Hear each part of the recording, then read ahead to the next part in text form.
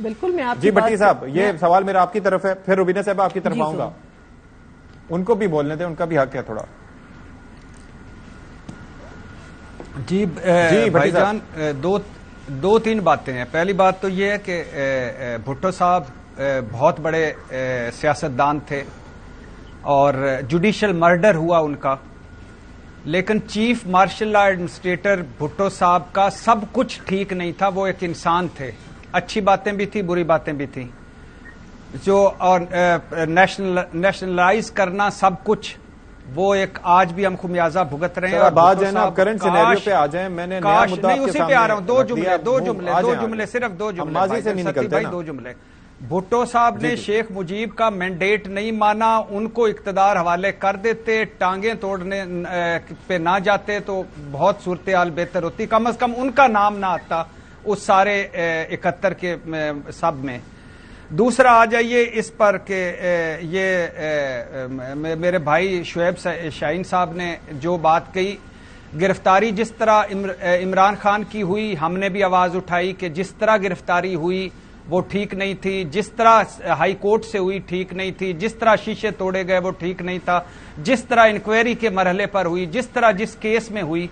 اور چادر چار دیواری پر بھی ان کے ساتھ ہیں ہم، بنیادی حقوق پر بھی ان کے ساتھ ہیں، ہمیں سیاست اور صحافت پر جو وقت آیا اس میں بھی ان کے ساتھ ہیں.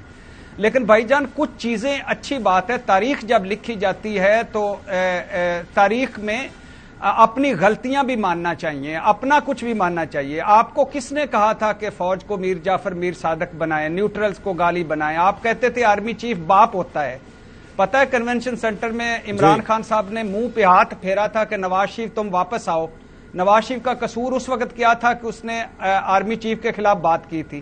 آپ نے کیا کی؟ ایک طرف آپ امریکہ کے خلاف جنگ کر رہے تھے، دوسری طرف لابنگ فرمز معاہدے کر رہے تھے اور ڈونلڈ لو کو ڈھونڈ رہے تھے. ایک طرف آپ کہہ رہے تھے جو کچھ کیا جنرل باجوہ نے کیا، دوسری طرف آپ ان کو توسیع دے رہے تھے، ان سے ملاقاتیں فرما رہے تھے. ایک طرف آپ فوجی عدالتوں کے خلاف ہیں، دوسری طرف فوجی قوانین کے حق میں ہیں. تو بہت ساری باتیں ایسی ہیں، آج سچ تلاش کرنا بہت مشکل ہے. ہم تبدیلی کے ساتھ کھڑے ہیں. عمران خان کا جو سب سے بڑا ایک ہم پہ احسان ہے وہ یہ ہے کہ 2 شاہی ٹبروں سے ہماری جان چھڑوائی.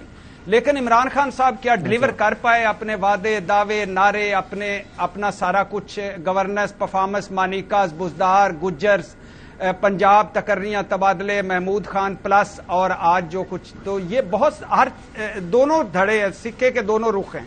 اب آ جائیے اس پہ 15-16 مہینوں میں، یعنی مجھے حیرانگی یہ ہوتی ہے کہ جب یہ مسلم لیگ نون والے اور اینٹ سے اینٹ بجانے والے پیپلز پارٹی والے فوج کی ترجمانیاں کرتے ہیں، مجھے حیرانگی یہ ہوتی ہے کہ جب یہ کہتے ہیں کہ معیشت عمران خان نے تباہ کر دی. بھائی 15-16 مہینوں میں معیشت کا کیا سوا ستیہ ناش کر دیا آپ نے. جہاں ڈالر تھا وہیں روک لیتے، وہ تو نالائق تھا، نکما تھا، نااہل تھا، ٹھیک، لیکن آپ جہاں ڈالر وہ چھوڑ گیا تھا وہیں روک لیتے، جہاں مہنگائی وہ چھوڑ گیا تھا وہیں روک لیتے، جہاں زر مبادلہ وہ چھوڑ گیا تھا وہیں روک لیتے، جہاں امپورٹ ایکسپورٹ چھوڑ گیا تھا وہیں روک لیتے، جہاں مہنگائی چھوڑ گیا تھا. بجلی سستی دینے آئے، آپ گیس سستی دینے آئے، آپ نے مہنگائی ختم کرنی تھی. آپ زرداری صاحب، مولانا صاحب اور نواز شریف صاحب کی تجربہ کار team, Shahbaz speed, Shahbaz governance, بابا معیشت اسحاق ڈار. اور پتہ ہے کیا بات کہاں سے چلی تھی؟ مختصر کرتا ہوں. بات چلی تھی کہ یہ نکما ہے، نااہل ہے، ہمیں اقتدار دو. اقتدار ملا، ہمارے پاس زہر کھانے کو پیسے نہیں. پھر آیا روٹی کو 4 حصوں میں کر لیں. پھر آیا نہیں مولانا صاحب کی پھونکیں ہوں گی تو معیشت ٹھیک ہو جائے گی. پھر آیا نہیں میں کپڑے بیچ کر آٹا سجدہ کروں گا. پھر آیا ہم تو بھکاری ہیں بھائی، ہمارے پاس کیا ہے. تو پھر اب کیا آ رہا ہے؟ اب آ رہا ہے کہ جو کچھ ہے آئی ایم ایف کے خربوں کے ٹیکس لگا کر، اربوں کا نقصان کروا کر، ناک کی لکیریں نکال کر، 9 مہینے کا سٹینڈ بائی معاہدہ کر کے اس قوم کو قرضوں میں دھکیل کر، اس بے یقینی میں دھکیل کر اب آپ الیکشن میں جا رہے ہیں. اور آج پتہ کیا ہو رہا ہے؟ آج اشتہارات چل رہے ہیں ہمارے سیاستدانوں کو.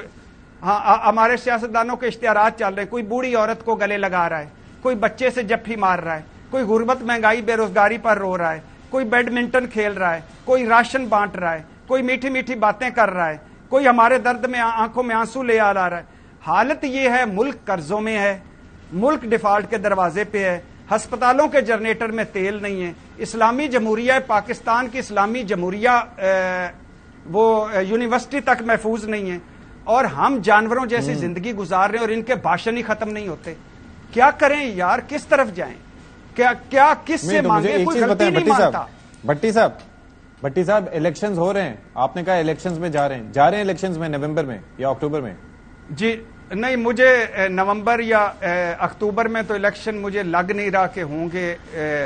کیوں الیکشن مجھے ڈیلے. اس کی وجہ یہ ہے کہ مسلم لیگ نون کے لوگ کہہ رہے ہیں، اندرونی ذرائع کہہ رہے ہیں کہ نواز شریف صاحب واپس آئیں گے اور الیکشن سے 60 اور 90 دن پہلے آ کر الیکشن کی مہم چلائیں گے، الیکشن کو لیڈ کریں گے 1.5 مہینہ پہلے. تو اس کے 45 دن تو اس کے بعد تو نواز شریف صاحب اپنے بھائی کی حکومت اور اپنے نگران سیٹ اپ پہ نہیں، جو اپنے بندوں کے نگران سیٹ اپ پہ پھر لندن چلے گئے ہیں. تو مجھے لگ رہا ہے کہ الیکشن ہو سکتا ہے ڈیلے ہوں. اور اب تو ایک جھکاوا تھا آئین کا، وہ اتر گیا پنجاب اور کے پی میں. سپریم کورٹ کا جھکاوا تھا، وہ اتر گیا. اور تیسری بات ہے، اب آئینی ترمیم ہو چکی ہے کہ الیکشن کمیشن الیکشن کی ڈیٹ دے گا اور وہ الیکشن کی ڈیٹ آگے بھی کر سکتا ہے. تو لہٰذا اب تو جب ان کی مرضی چاہے گی الیکشن کروائیں گے. آئینی ترمیم تو نہیں ہوئی، وہ آئینی ترمیم نہیں ہوئی. آئینی ترمیم کے لیے 2/3 میجورٹی قانون بنا، وہ الیکشن قانون بن گیا ہے کہ الیکشن کمیشن.